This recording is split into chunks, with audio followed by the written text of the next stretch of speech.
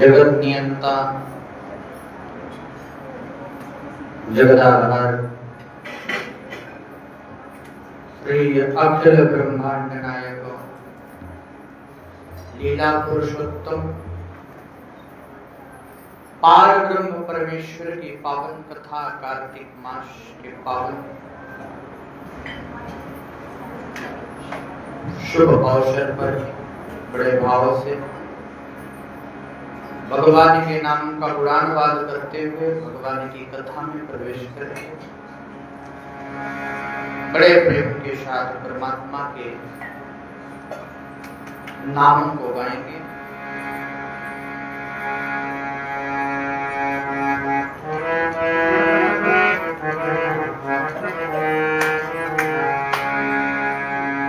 जय जय राधा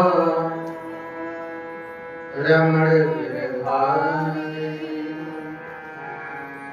गिरधारी श्याम जय जय राधा रमण गिरधारी गिरधारी श्याम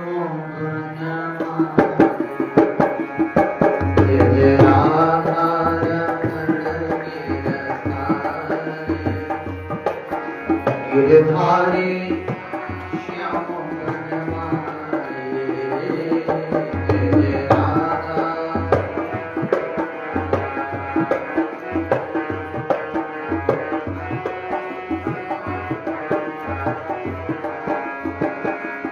जय जय राधा रमण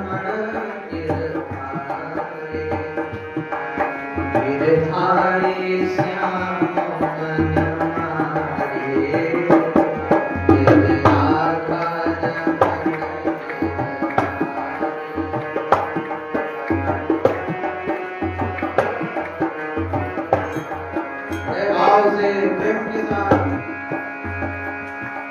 गिरधारी श्याम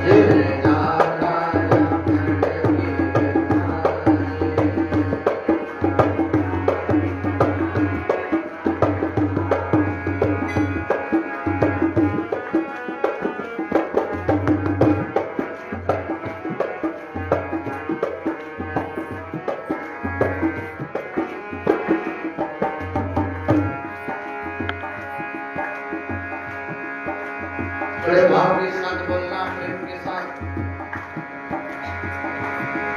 हरि बोल हरि बोल हरि बोल हरि बोल हरि बोल हरि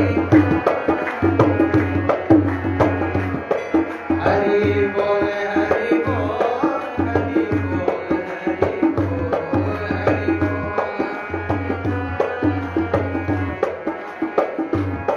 जय जय राधा गिरधारी श्याम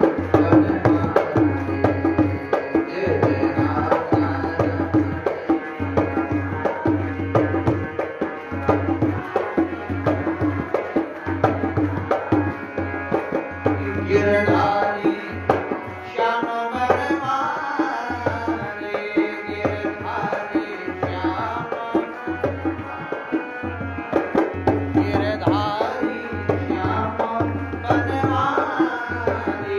गिरधारी श्याम, गिरधारी श्याम बनमाली, गिरधारी बड़े भाव से वृंदावन धाम को याद करते हुए राधा रानी के चरणारविंद में अपने चित्त को लगाते हुए बोलना, हम हाथ उठाकर कहते हैं हम हो गए राधा रानी के।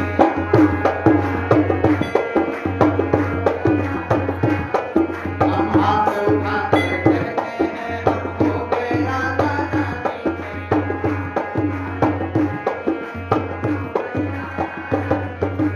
हमें लगता है आधे लोग हुए हैं आधे नहीं हुए। इधर के लोग राधा रानी को नहीं जानते, जानते हैं है ना, बेचारे आ जाते हैं बस सोचते होंगे होगी कोई राधा है, जानते हो राधा रानी को?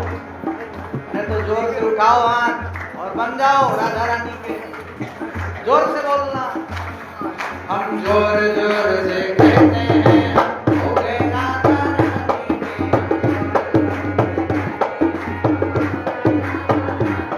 हम जोर जोर से कहते हैं हम हो गए राधा रानी के। हम जोर जोर से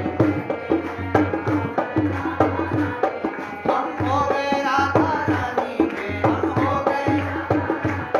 हम हो गए कुंज बिहारी के। हम हो गए, हम भुजा उठाकर कहते हैं हम हो गए राधा रानी के। हम भुजा उठाकर कहते हैं हम हो गए राधा रानी के। हम हो गए राधा, हम हो गए श्यामा प्यारी के। हम हो गए श्यामा, हम हो गए कुंज बिहारी के। हम हो गए कुंज बिहारी, जोर जोर से कहते हैं हम हो गए राधा रानी। हम जोर जोर से कहते हैं ये राधा रमण गिरधारी श्याम बनमाली, ये राधा रमण गिरधारी श्याम बनमाली, जगत में रोवे गोपाल में रोवे, गोविंद में रोवे, ये गोविंद में रोवे गोपाल में रोवे, गोविंद में रोवे,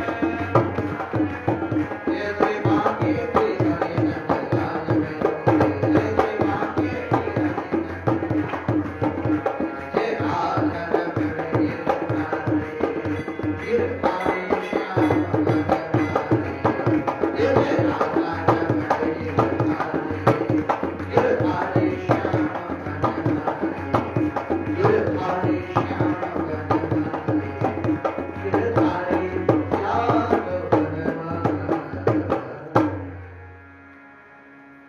प्रेम से बोलो भक्तवत्सल भगवान की, बांके बिहारी सरकार की, श्री वृंदावन धाम की, राधा दामोदर भगवान की जय जय श्री राधे, जय जय श्री राधे। भगवान का नित्य दर्शन, भगवान के लिए नित्य परिक्रमा, भगवान के लिए नित्य दान, परमात्मा के लिए नित्य स्नान यदि आप करते हैं और करते रहे तो आपको उससे जरूर प्रेम हो जाएगा। ये सत्यता की बात है। कोई भी कर्म है, मैं इसलिए नहीं कहता हूं कि आप स्नान करो, कार्तिक के महीने में दान करो, इसमें मेरा कोई स्वार्थ नहीं है, न मंदिर वालों का कोई स्वार्थ है। ये स्वार्थ से निहित काम है। आपके दानों को मंदिर वाले नहीं ले जाएंगे, ले जाते हैं क्या? नहीं ना। ये इसलिए कहा जाता है कि प्रत्येक व्यक्ति परमात्मा के कर्म को जब करता है तो उसका लगाव, उसका प्रेम, उसका झुकाव परमात्मा की तरफ नित्य बढ़ता है, नित्य।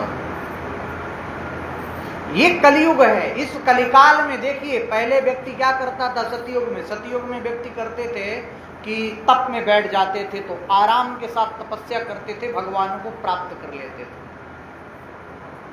सतयुग गया, व्यक्ति का तप गया, त्रेता आया।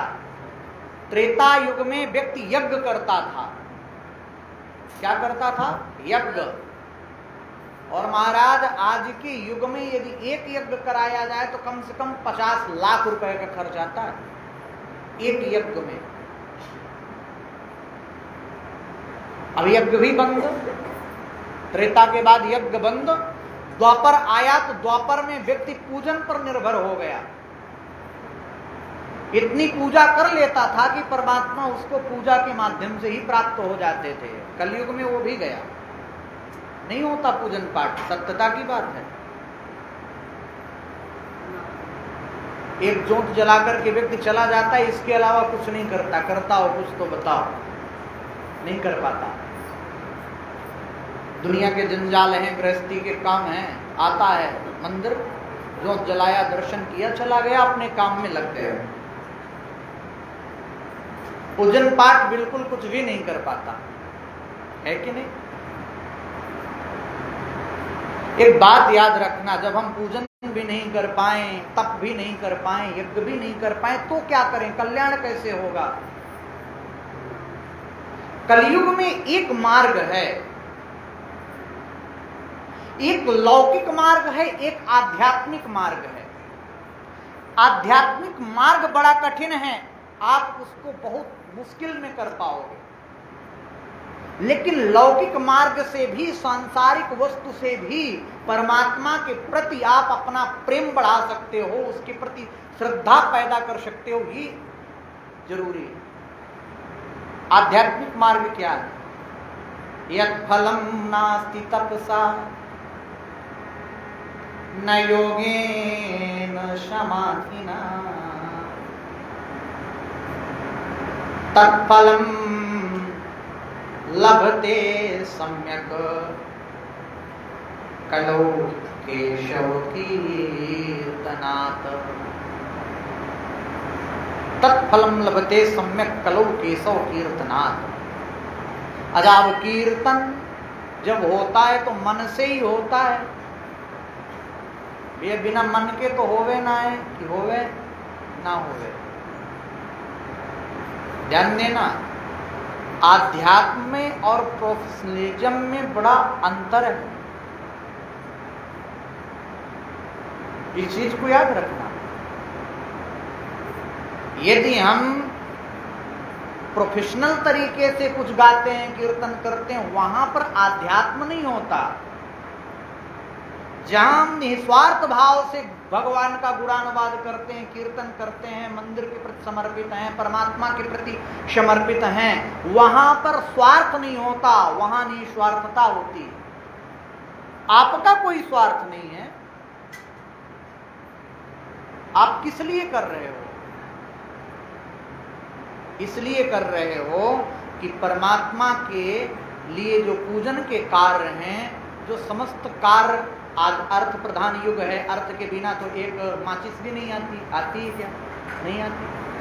अब दिया जलाना है, माचिस लाना है तो अर्थ लगेगा। पूजन कराना है, पाठ कराना है तो दक्षिणा लगेगी। दक्षिणा के बिना उसका फल ही नहीं है। ये कर्म कांड का विधान है। तो महाराज, जो आप करते हो समर्पित भाव से, वह आपको भी प्राप्त होता है। ये सत्यता की बात है। और दूसरा लौकिक मार्ग क्या है? भाई कोई पूजन नहीं कर सकता, पाठ नहीं कर सकता, तो क्या कर सकता है? जिसके पास परमात्मा ने दिया है वो श्रद्धा के साथ, विश्वास के साथ प्रगट चार पथ धर्म के कलिमहु एक प्रधान, एन केन विधि दीने दान करई कल्याण, दान करई कल्याण। यदि व्यक्ति इतना नहीं कर सकता तो उसको नित्य निरंतर महाराज परमात्मा के लिए कुछ ना कुछ अपने हिस्से का, अपनी कमाई का दान करना चाहिए, जिससे वह आगे के मार्ग को अपने प्राप्त कर सके, परमात्मा के प्रति उसको प्रेम हो सके, इसलिए करना चाहिए। और बड़ी अद्भुत बात, ये धन जो है ना, लक्ष्मी, इसके 4 पुत्र हैं। जानते हो कौन कौन से? लक्ष्मी के 4 पुत्र हैं।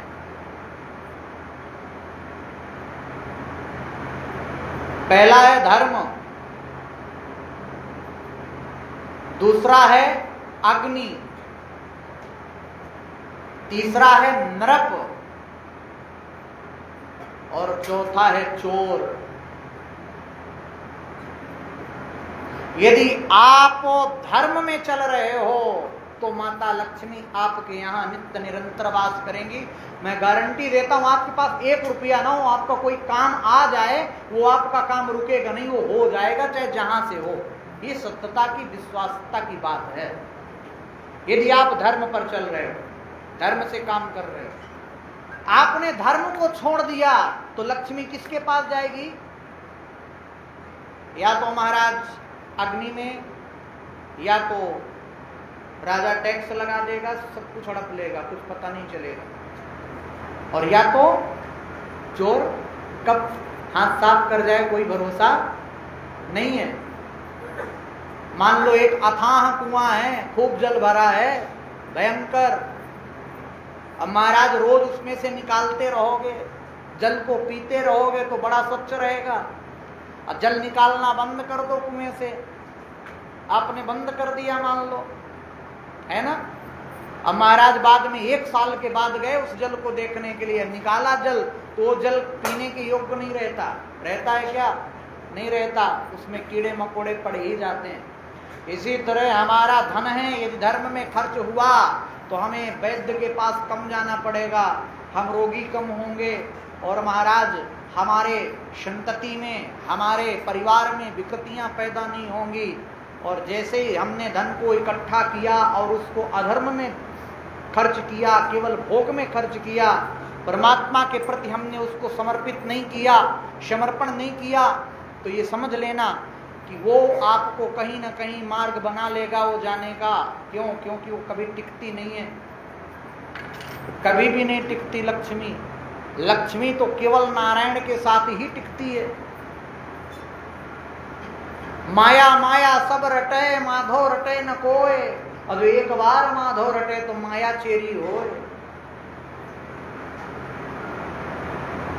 याद रखना, माया प्राप्त करो मैं नहीं कहता, करना चाहिए। प्रथमे नार्जितम विद्या, द्वितीये नार्जितम धनम, तृतीये नार्जितम पुण्यम, चतुर्थे किम करिष्यसि। पहली अवस्था में व्यक्ति को विद्या खूब अध्ययन करनी चाहिए, खूब पढ़ना लिखना चाहिए, शास्त्रों को पढ़ो, अपने लौकिक व्यवहार की दृष्टि से खूब पढ़ो लिखो। महाराज शिक्षा व्यक्ति को मजबूत बनाती है।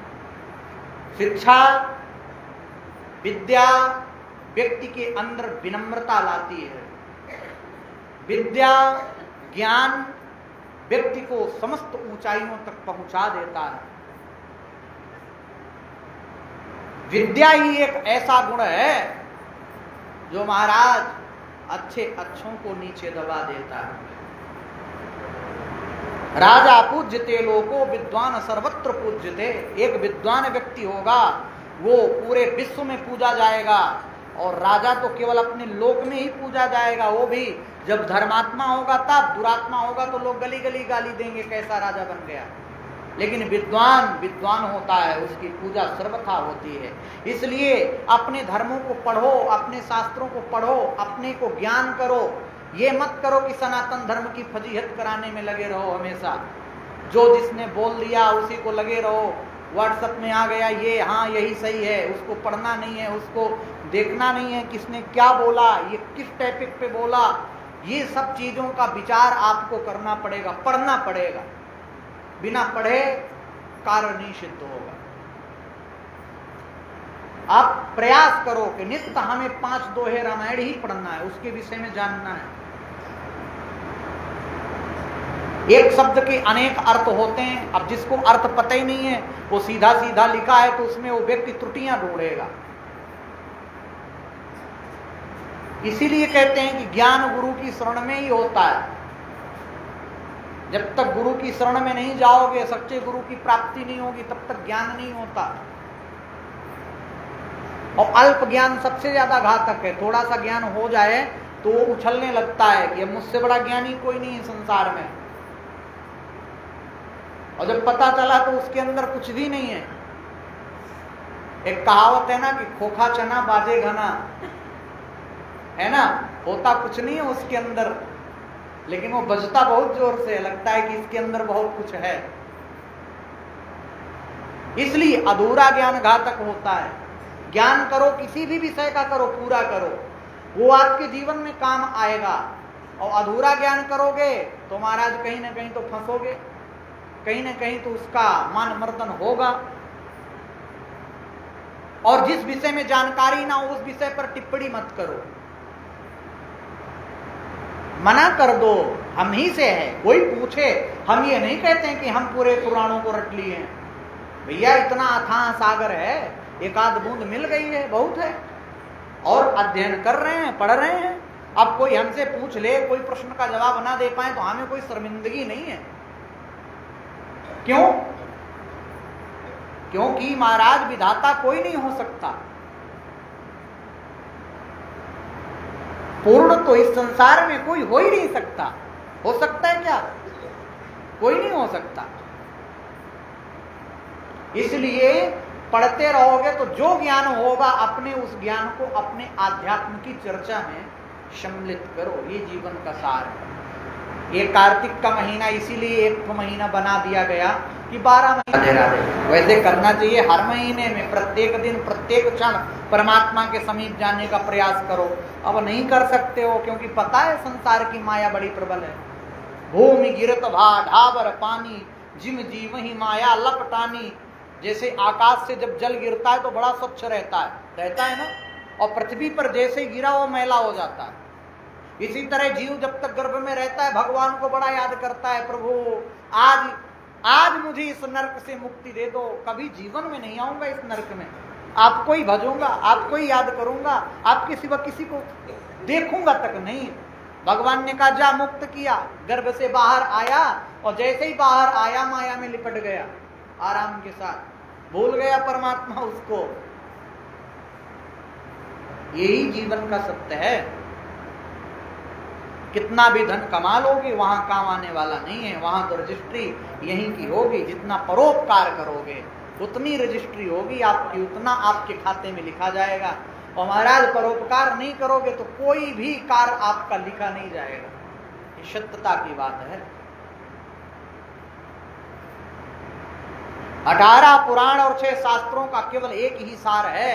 18 पुराणेषु व्यासस्य वचनद्वयम् परोपकाराय पुण्याय पापाय पर पीड़नम। याद रखना, 18 पुराण और 6 शास्त्रों का केवल एक सार, हमारे द्वारा किसी को कष्ट ना हो। जितना कर सके हम भला करें, और महाराज जितना कर सके हम उतना अच्छा होता है कड़वा सत्य बोलने वाला। इसको नोट कर लेना। जो आपके मुंह पर आपकी बुराई करने की समर्थता रखता हो, समझ लेना वो आपका परम हितैषी है। उससे बड़ा हितैषी कोई नहीं संसार में। और जो आपके पास मीठी मीठी बात करे, आप गलत करो, गलत कार्य में भी न टोके, बोले और आपका समर्थन करें, समझ लेना आपसे बड़ा, मतलब उससे बड़ा कोई शत्रु नहीं है। आपको पतन चाहता है कि इसका पतन हो जाए, ऐसा ही कर्म करेगा तो इसका पतन निश्चित है। निंदक नियरे राखिए आंगन कुटी छवाए, अब बिन साबुन पानी हो जाए। ये संसार है, संसार में तो सब लगे ही रहता है। ये वेद, ये शास्त्र, ये सब कुछ हमारे लिए इसीलिए बने हैं कि हम भगवान के नाम को जप करके परमात्मा के चिंतन में लग जाएं। इससे बड़ा संसार में कोई दूसरा मार्ग नहीं हो सकता। बोलो राधे राधे, है ना। आज मैं इसीलिए आपको भक्तों की कथा नहीं सुना रहा हूं कि शायद थोड़ा सा आपके मन में इसके प्रति जागृति भी हो जाए, धर्म के प्रति जागरण भी हो जाए। भक्तों की कथा तो मैं 30 दिन सुनाते हूँ, और आप देखते हो कि मेरी कथा में ज़्यादा ये सब टॉपिक नहीं रहते हैं क्या, केवल कथा रहती है। लेकिन थोड़ा सा आप लोग जागिए, हर चीज़ को प्रयास करिए कि हमारा धर्म हमारे हाथ में सुरक्षित रहे। इतना आपने पकड़ लिया, जीवन धन्य हो जाए।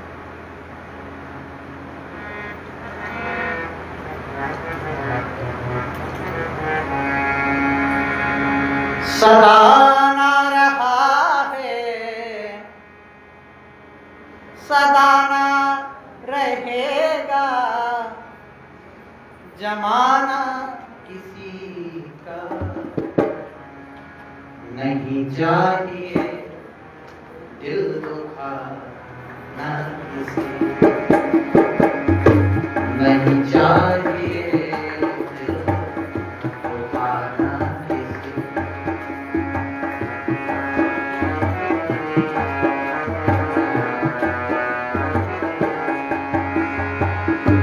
सदा ना रहा है, सदा ना रहेगा, जमाना किसी का नहीं चाहिए, दिल दुखाना किसी।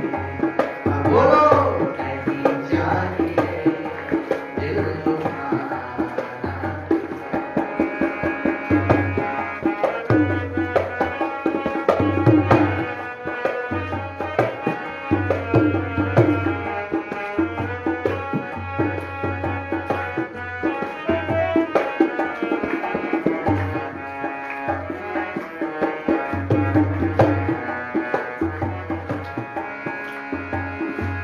आएगा बुलावा तो जाना पड़ेगा, सर तुझको आखिर झुकाना पड़ेगा।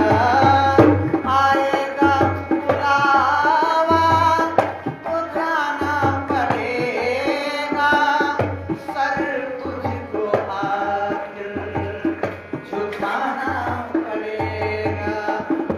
वहाँ ना चलेगा, वहाँ ना चलेगा, बहाना किसी का नहीं चाहिए, दिल दुखाना किसी नहीं चाहिए, दिल दुखाना किसी। सदा ना रहा है, सदा ना रहेगा, जमाना किसी का नहीं चाहिए, दिल दुखाना किसी।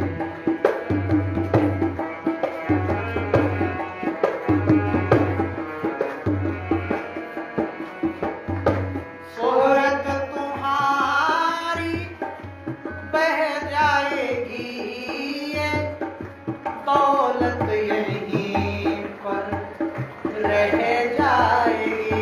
ये शोहरत तुम्हारी बह जाएगी, ये दौलत यहीं पर रह जाएगी। नहीं साथ जाता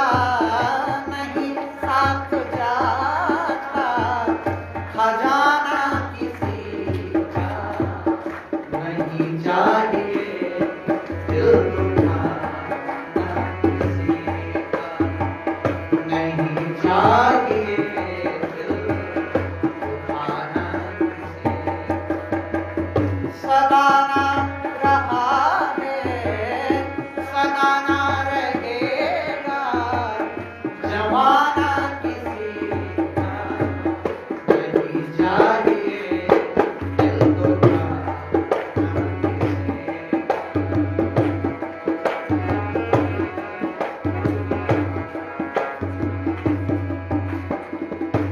पहले तो हम अपने आप को संभालें। याद रखना, कहते हैं पर उपदेश कुशल बहु तेरे, जे आचरहि ते नर न करेने गनेरे। हम लोग उपदेश देते हैं, हम हो आप हो कोई भी हो, लेकिन उस उपदेश पर यदि स्वयं नहीं चल पाते तो हम मनुष्य की श्रेणी में नहीं आते। पहले हमें स्वयं अपने आप को बदलना पड़ेगा, स्वयं अपने आप को उस उपदेश पर ढालना पड़ेगा, तभी दूसरे पर उपदेश का प्रभाव होगा। कोई महाराज मजरा पीने वाला ब्राह्मण आपको मजरा पीने के लिए नहीं मना कर सकता। कोई गुटखा खाने वाला, तंबाकू खाने वाला ब्राह्मण हो या कोई भी हो, आपको गुटखा खाने के लिए, तंबाकू खाने के लिए नहीं मना कर सकता। याद रखना, आपको वही मना कर सकता है जो कार्य ना करता हो, और उसी का प्रभाव होता है। पहले तो हम अपने आप को संभालें, हक नहीं हमको बुराई औरों में निकालें। पहले तो हम अपने आप को संभालें, हक नहीं हमको बुराई औरों में निकालें। बुरा है बुरा जग में, बुरा है बुरा जग में, बताना किसी का नहीं चाहिए, दिल दुखाना किसी का नहीं चाहिए, दिल दुखाना सदा ना रहा है, सदा ना रहेगा, जमाना किसी का नहीं चाहिए, दिल दुखाना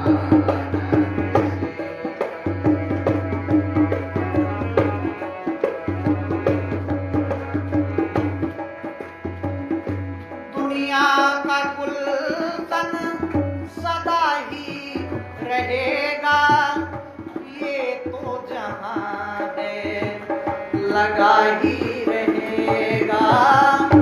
दुनिया का गुलशन सदा ही रहेगा, ये तो जहां है लगा ही रहेगा। आना किसी का जग में, आना किसी का जग में, जाना किसी का नहीं चाहिए,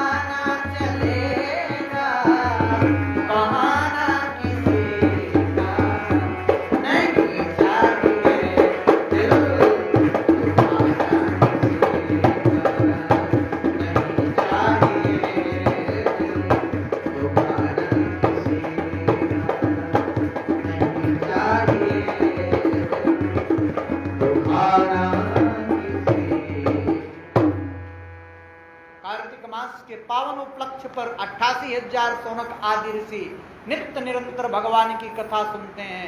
महाराज आपने सुना होगा पूर्व प्रसंग में कि जलंधर अपने दैत्यों को भेज करके इंद्र पर चढ़ाई की। इंद्र आदि देवता सब कंदराओं में घूमने लगे, भगवान की स्तुति करने लगे, प्रार्थना करने लगे, वंदना करने लगे कि हे प्रभु, हे दीनानाथ, आपके सिवाय संसार में कोई नहीं है, जहां आप हो वहीं हम हैं।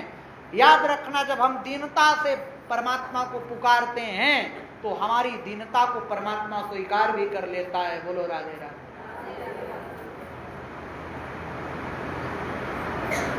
ऐसा नहीं है कि परमात्मा का स्वभाव बदल गया, परमात्मा आज भी वैसे ही हैं। उनकी करुणा में कोई कमी तो नहीं, भगवान की करुणा में कोई कमी नहीं है, आज भी है। देखो, विचार करो, इन देवताओं से सीखो कुछ। ये देवता कब याद करते हैं? जब विपत्ति आती है, जब राक्षस इनको मारते हैं, तब भगवान की याद आती है। हे प्रभु, हे हरि, हे विष्णु, हे भोलेनाथ, अब बचाओ। और जब इनको राज्य मिल जाता है, सुख मिल जाता है, स्वर्ग मिल जाता है, तो भोलेनाथ कहाँ है पता नहीं, हरि कहाँ है पता नहीं। यही मानव जीवन में है। दुख आया याद किया, सुख आया भूल गए। ये मानव जीवन में नहीं होना चाहिए। मनुष्य देवताओं से भी ऊंचे हैं, श्रेष्ठ हैं। मानव योनि देवताओं को प्राप्त नहीं होती। साधन धाम मोक्ष कर द्वारा, पाई न दे परलोक समारा। ये आपको इसलिए नहीं मिला, खाओ पियो ठूसो आराम से सो, इसलिए नहीं। आहार निद्रा भय मैथुनम चा, आहार निद्रा भय मैथुन सब पशु भी करते हैं, पक्षी भी करते हैं, लेकिन मनुष्य विशेष क्यों है? मनुष्य इसलिए विशेष है कि मनुष्य को ज्ञान दिया परमात्मा ने, बुद्धि दिया, विवेक दिया। उसको आधार पर आप परमात्मा का चिंतन करो, उसको प्राप्त करने की कोशिश करो, उसकी भक्ति में डूबने का प्रयास करो, संसार को छोड़ने का प्रयास करो। इसलिए मानव जीवन मिला। और इस जन्म में आप यदि भगवान को नहीं प्राप्त कर पाए तो फिर कोई योनि नहीं है जिसमें भगवान मिल जाए। क्यों? क्योंकि इतने अच्छे कर्म नहीं है। अच्छे कर्म होते तो हम इसी जन्म में मिल जाते। अब हम जड़ भरत तो नहीं बन सकते कि महाराज इतना तप करें, बाद में मोह में फंस करके भी भगवान की प्राप्ति हो जाए। देवताओं से सीखो, भगवान आए, भगवान प्रार्थना करने पर आ जाते हैं। उनकी करुणा में कोई कमी तो नहीं, पात्रता में हमारे कमी रह गई। उनकी करुणा में कमी नहीं, हमारी पात्रता में कमी है। हम अभी पात्र नहीं बने।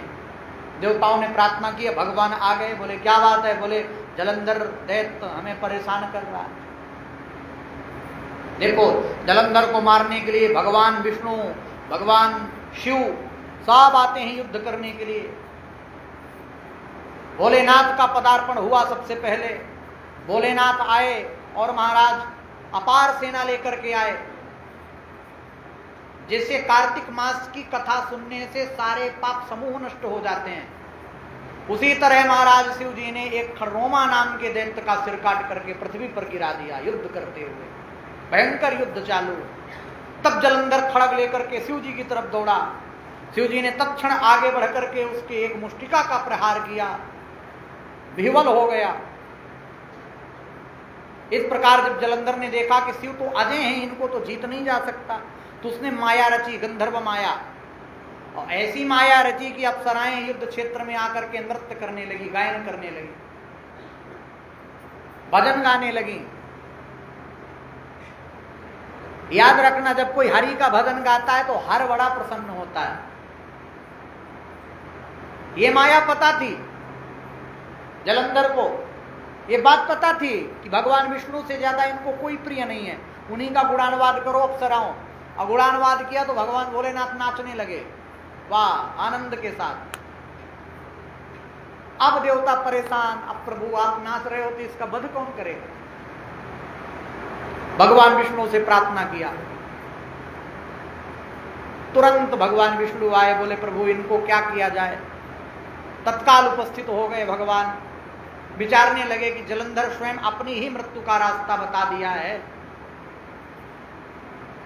इसका मतलब कि इसकी जो पत्नी है वो बड़ी पतिव्रता है, सती है। जब तक उसका सतीत्व भंग नहीं होगा तब तक इसका वध नहीं होगा और ये स्वयं शिव से ही मरेगा और शिव ही इसको मारेंगे। अतएव देवताओं अपने भक्तों की रक्षा करने के लिए हमको ही वृंदा को छलना होगा और उसको छल करके इस दुष्ट को मारना होगा। याद रखना, परमात्मा भक्तों के लिए कर्म तो कर जाते हैं लेकिन उसका परिणाम भगवान को भी भोगना पड़ता है, लेकिन वो हरि हैं। अच्छा कर्म करने के लिए एक बात बता दूं, उद्देश्य अच्छा हो, मंजिल अच्छी हो, नेक कार्य के लिए काम यदि रास्ता थोड़ा सा भटक भी जाता है, व्यक्ति गलत भी हो जाता है, तो परमात्मा उसको स्वीकार कर लेते हैं। बड़ी अद्भुत भक्तों की कथा है। ऐसे ऐसे भक्त चोरी करके संत सेवा करते थे, भगवान उनको मिल गए, लेकिन उद्देश्य अच्छा होना चाहिए तब। इधर महाराज भगवान कहते हैं चिंता मत करो, मैं भगवान शिव को माया से मुक्त करता हूं। परमात्मा ने भगवान शिव को माया से मुक्त किया और विचार किया कि वृंदा के पास कैसे जाएं। प्रेम से बोलो भक्त वत्सल भगवान की। श्री गुरु चरण सरोज रज निज मन मुकुर सुधार, वरणौ रघुबर विमल जसु जो दायक बुद्धिहीन तनु जानिके सुमिरो पवन कुमार, बल बुद्धि विद्या देहु मुनि हरहु कलेश। जय हनुमान ज्ञान गुण सागर, जय कपीर तिहु लोक उजागर, राम जय तुझ तनय धामा, अंजनी पुत्र पवन सुत नामा, महावीर विक्रम बजरंगी, कुमत निवार सुमति के संगी, कंचन बरन विराज सुबेसा, आनंद कुंडल कुंजित केसा, हाथ वज्र अवध्वजा विराजे, कांधे मूल जनेऊ साजे, शंकर सुमन केसरी नंदन, तेज प्रताप महाजगवंदन, विद्या भुवन गुणी अतिचार, राम काज करिबे को आतुर, प्रभु चरित्र सुनिबे को रसिया, राम लखन सीता मन बसिया, रूप धरि सियहि दिखावा, विकट रूप धरि लंक जरावा, दीन रूप धरि असुर संहारे, रामचंद्र की काज सवारे, लाए सजीवन लखन जियाए, श्री रघुवीर हरषि उर लाए, रघुपति कीन्ही बहुत बड़ाई, तुम मम प्रिय भजताहि सब भाई, सहस बदन तुमरो जस गावें, अस कहि श्रीमती कंठ लगावें।